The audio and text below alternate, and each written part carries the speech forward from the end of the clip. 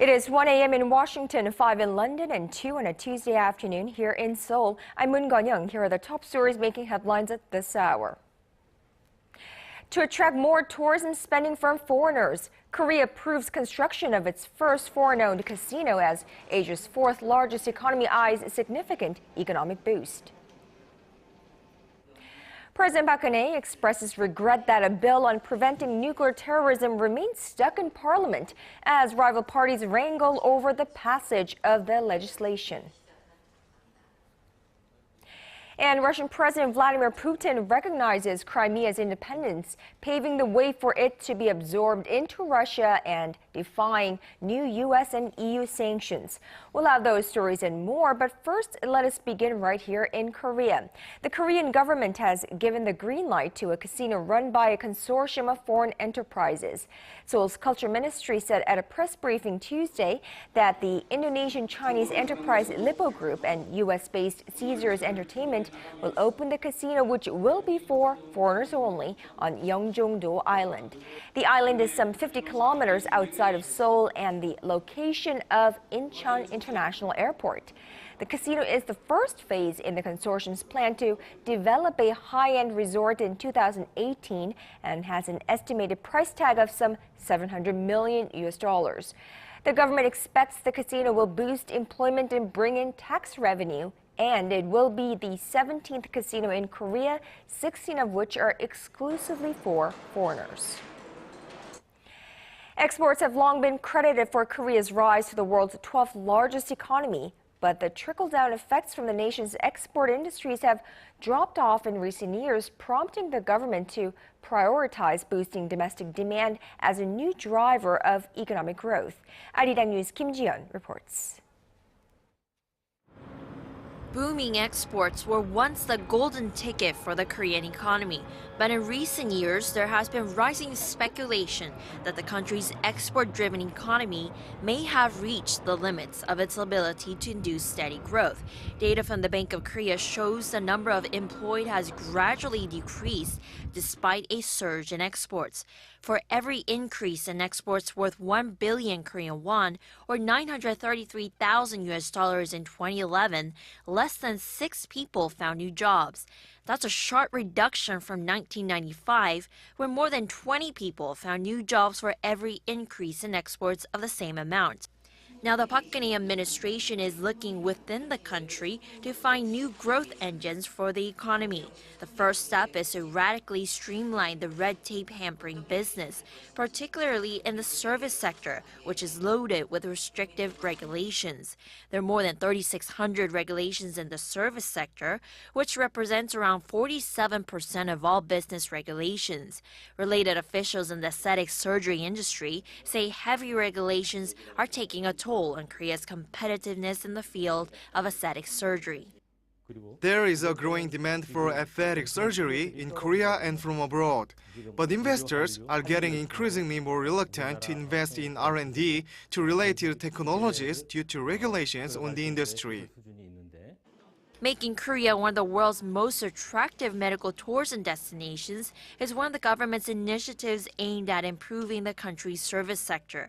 The Park administration's goal is to increase the number of foreigners visiting Korea for medical purposes to 250,000 this year, from 150,000 in 2012. To underscore the government's campaign to deregulate wherever possible, President Park is due to preside over a large-scale meeting of policymakers, consultants, and business people on Thursday, where they'll draw up a to-do list. Kim Ji-yeon, ARIRANG News.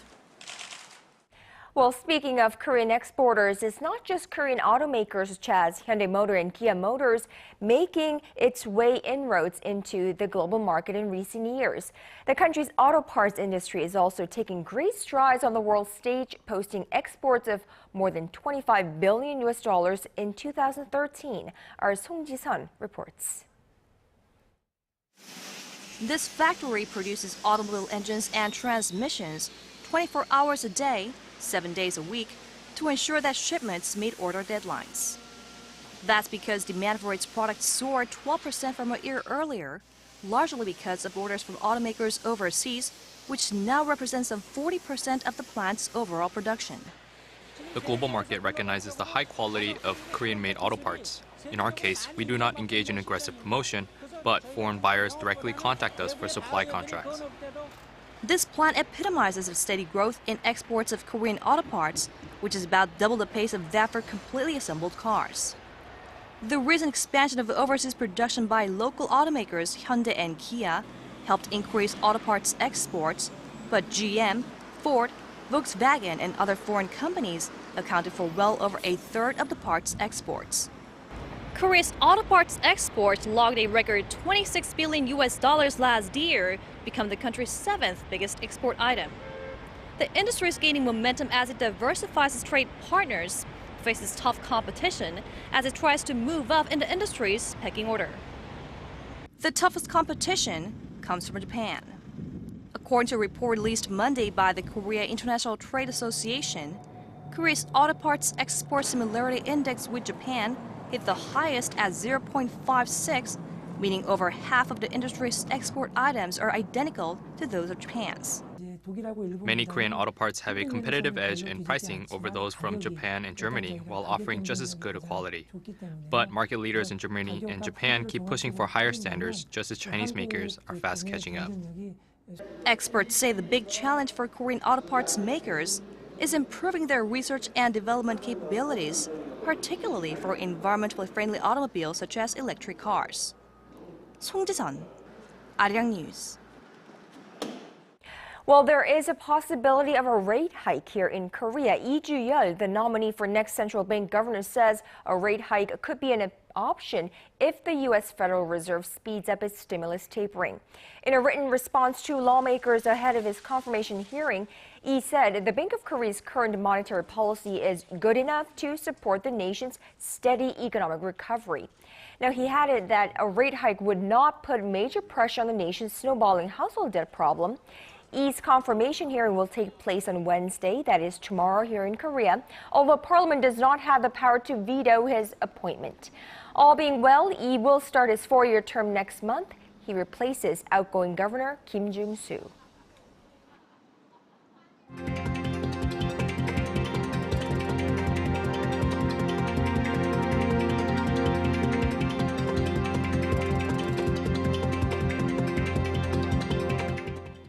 President Park Geun-hye has urged lawmakers to promptly pass a nuclear security bill ahead of her attendance at the 2014 Nuclear Security Summit in the Netherlands next week. At a cabinet meeting Tuesday, President Park expressed her regret that 2 years after Korea hosted the global conference in Seoul, the parliament has not yet approved legislation related to protecting nuclear materials and preventing nuclear disasters. Well, back in the 2012 Seoul communique, the participating nations had agreed to work to prevent criminals and terrorists from getting their hands on nuclear materials. The nuclear security bill has been held up in the Korean National Assembly by political wrangling over other contentious issues. And on this Tuesday, the nation's rival parties remain at odds over that very nuclear security bill. The ruling Senator Party condemned the main opposition Democratic Party for refusing to pass the bill, which is related to protecting nuclear materials and preventing nuclear disasters. It has called for an extraordinary session of the National Assembly to be convened on Thursday, but the bill is unlikely to pass without the DP's cooperation. The DP says the Senator Party is to blame for the failure to pass the bill because it has also refused to pass other contentious bills. The bill's passage is required for Korea to ratify 2 international treaties on preventing nuclear terrorism. Meanwhile, staying in the National Assembly, the ruling Senator Party's 3 main contenders vying for the chance to run in the Seoul mayoral election in June are already out on the campaign trail. The party is expected to choose a candidate before the end of next month. It wants to wrestle the mayoral post back from Seoul's current mayor Park Won-soon. Our National Assembly correspondent Ji Myung-gil reports. The Senator Party has 3 competitive candidates vying to become the party's Seoul mayoral candidate. Tycoon-turned-politician Chung Mong-jun, former Prime Minister Kim Hwang-sik, and Supreme Council member Lee Hae-hoon. 7-term lawmaker Chung paid a visit to the Noryangjin Fish Market in Seoul early Tuesday in a bid to win the hearts of everyday citizens. The Noryangjin Fisheries Market is a symbol of Seoul. The market provides fresh seafood to some 10 million Seoul citizens every morning. If I become the Seoul mayor, I will make Noryangjin a place where people can come and enjoy. Cheong'an ex-Prime Minister Kim are seen as the front-runners to challenge the incumbent mayor Park Geun-hye. In a joint survey conducted by Gallup Korea and the 중앙일보 newspaper, Park was ahead of Cheong by only 0.4 percentage points, well within the margin of error, with 42.5%. Kim trails Park 34.3% to 47%. 66-year-old Kim, who served as prime minister under former President Lee Myung-bak, has vowed to make Seoul a vibrant city. He snapped at the recent merger of the main opposition Democratic Party and independent lawmaker An Cheol-soo's political group. The term new politics has been sullied by the main opposition bloc, which champions the breaking of old political practices. I think it's better to use the term upstanding politics. Former two-term lawmaker Lee Hae-hoon also laid out her vision for Seoul. Citizens want Seoul to become an economically vibrant city again. I will do that by making the capital a financial, medical, and tourist hub. I will also create more jobs and stabilize the real estate market. It's widely thought any three of the Saenuri candidates would, if they won, use the 4-year mayoral term as a springboard to run in the 2017 presidential race. The ruling Saenuri party is expected to pick a single candidate to take on incumbent Park Geun-hye by April 25th. Seoul citizens will have to wait until June 4th to decide whether they want more of the same or a new face in City Hall. Kim Young-gil, ARIRANG News.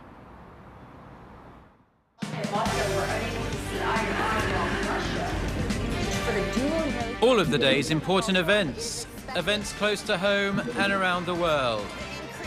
Join Moon Gon-yong live from Seoul. Mobile shopping market for the dual use of the Korean name East Sea and Japanese name Sea of Japan in school textbooks in the state of Virginia. Now moving on to the Crimean story, Russian President Vladimir Putin has recognized Crimea as a sovereign state, a possible precursor to its annexation, which the West and Ukraine says is illegal. Now earlier, the U.S. and the European Union had imposed sanctions on several officials from Russia and Ukraine.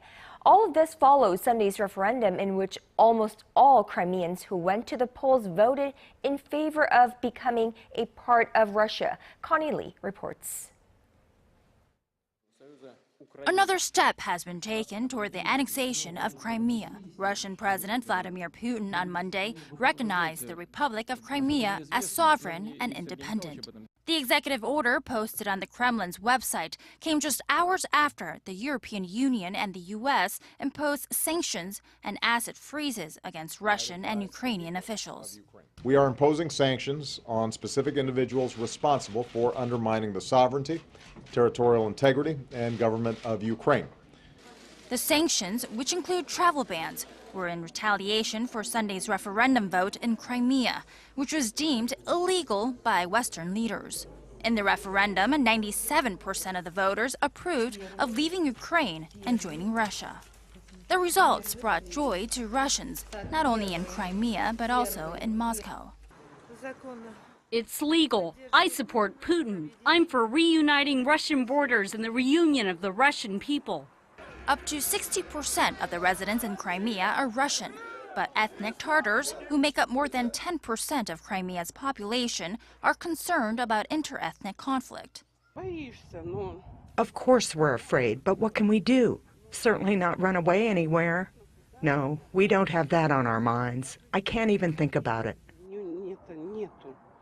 The Crimean parliament has declared all Ukrainian state property on the peninsula as property of the Crimean Republic, and its lawmakers are in Moscow now to discuss the annexation by Russia.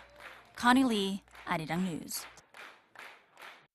The U.S. ambassador to Korea, Sung Kim, is expected to step down before his term ends. Citing diplomatic sources, Seoul-based Yonhap News Agency reports that Kim told acquaintances at a meeting on Monday that he will no longer be the ambassador to Korea this summer. The news has fueled speculation that Kim will be succeeded by Mark Lippert, a longtime advisor to President Barack Obama and the Chief of Staff to Defense Secretary Chuck Hagel. Kim, the first Korean American to serve as ambassador to Korea, began his term back in November 2011.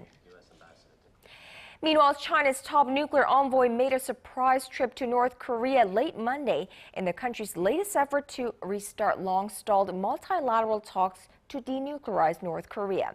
But as our foreign affairs correspondent Hwang Sang-hee tells us, the chances of the six-party talks resuming anytime soon remain slim.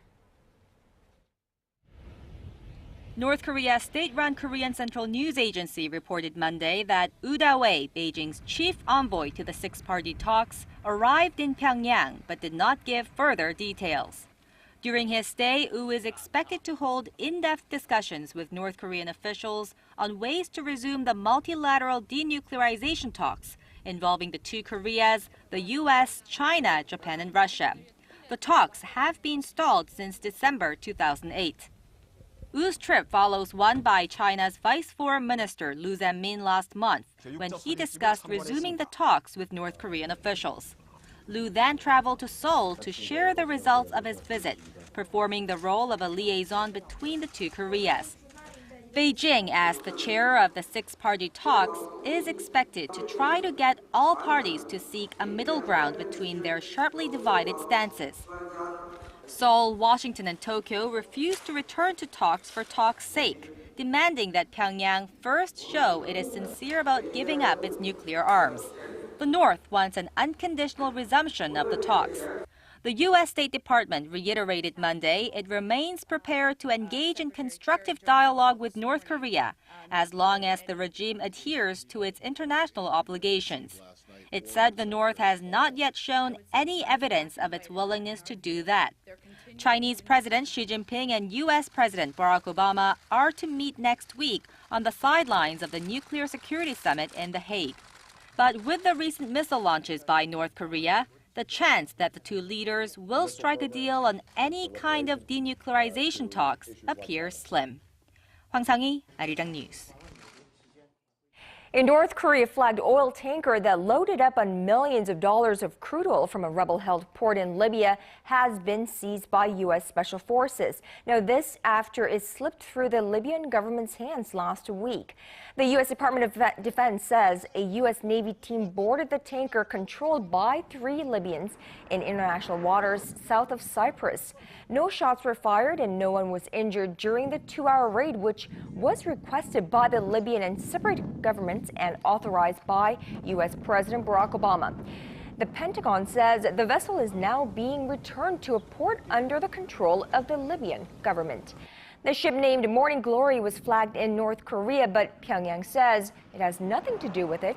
The North Korean state news agency reported last week that an Egypt-based company was allowed to temporarily use the North Korean flag under a contract with Pyongyang.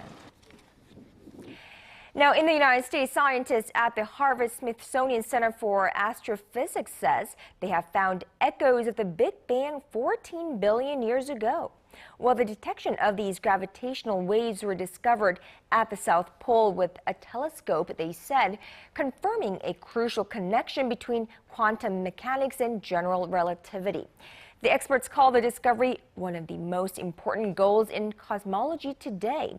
The gravitational waves were spotted by targeting the telescope to a specific area of the sky outside of the galaxy known as the Southern Hole, where small fluctuations gave researchers new clues about conditions in the early universe.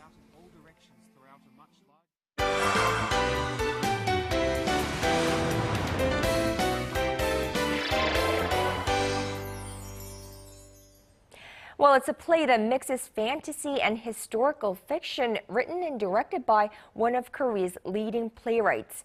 The Train Came from the Past is a new production at the Seoul Arts Center, and of course our Im Yoon-hee is to give us a closer look during this our arts and culture section of today. Good afternoon to you, Yoon-hee. Good afternoon. Now, this production is by Chang Woo-jae, and he won an award at the grand prize at the Korea Theater Awards for his production called This Is Home. Now, this is a new production that he's been working on for a few months, and I think you'll find he does a very interesting job of combining ideas and genres to contribute to his reputation as a highly creative director. Let's take a look at this play called The Train Came from the Past. 그렇게 며칠 그래도 하나도 싫어하는 사람이 없었어요. 꿈이 있었으니까 서울로 가면 뭐를 해야겠다. 만나자, 일하자, 놀자. It's 1953. The country's just been ravaged by a war, and the silence is deafening. These refugees fled to Busan to escape the invading north. But now that Seoul has been resecured, they're preparing to ride this train back to their homes, back to their lives. And though there's victory in the air, it's a rough journey and a long ride aboard this train from the past. In 1953, Lee Ji-soon gets on the train, but when it arrives in Suseok Station, Seoul, it's 2014. She doesn't realize what century she'd arrived in at first, so of course she's shocked and terrified when she finds out. Directed by award-winning director Chang Woo-jae, this genre-bending play interacts with the characters and shares in their experiences. Combining both fantasy and historical fiction, the cast members face the challenge of jumping into the mindset of Korea during the 50s, while finding themselves lost in modern times. The play mixes various effects created by both the stage and the cast. The focus follows the actors and their emotional toils as each character takes a turn in the spotlight. While the train from the past is something created by Chang's imagination, the train from Busan to Seoul is something very real in Korea's history. But Chang uses this time-bending approach in order to create a relatable and impactful story. In a performance, there are many elements. You have to think about a big picture and about the choreography. The producer has to create a dynamic experience. When I make a production, I focus on the people. But to do that, the actors have to do a good job. I think that's the most important. Ji-soon and her fellow travelers take a train to the future.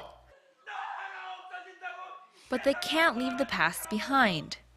And now the characters must overcome both the war and the change. It requires the imagination of both the viewer and the cast. But this one-way train ride shows how time can change the future, but never erase the past. Now, Yoon-hee, this play has its background on Korea's history, which is, of course, nonfiction, and it mixes both history and fantasy. So tell me, what did you think about it? You know, right away I was drawn into this play because the stage was very interesting. It was simple, but it was just so interactive, and the simplicity of it kind of contributed to the whole performance as a whole. But the floor of the stage itself moved up and down, so it served a literal and a figurative meaning to the whole performance. But it's definitely his use of sort of fantasy on this very historical incident that happened in our time did really contribute to the meaning of this play. Right, that's very interesting, mixing the past with the future. Now, I know you were telling me earlier that this is staged by the Seoul Arts Center in its SAC Cube. Tell me about that. Oh, so the SAC Cube is their new program. So this particular performance was one of the launching programs of Seoul Arts Center Cube, or SAC Cube as they call it. And this is meant to be a multifaceted approach to sort of sharing with the people the fact that Seoul Arts Center does create their own in-house productions. So they were telling me that many people go in there believing that it's only a venue, that the Seoul Arts Center is only a venue, a stage for people to show their performances. but the Seoul Arts Center does indeed create their own performances, and this particular performance was the opening to their premiere category of this program. Well, definitely a new information for us that Seoul Arts Center actually produces their original plays and performances, and we look forward to more original productions from the Seoul Arts Center. Well, thank you, Yuni, for that, and we will talk to you tomorrow. Always a pleasure.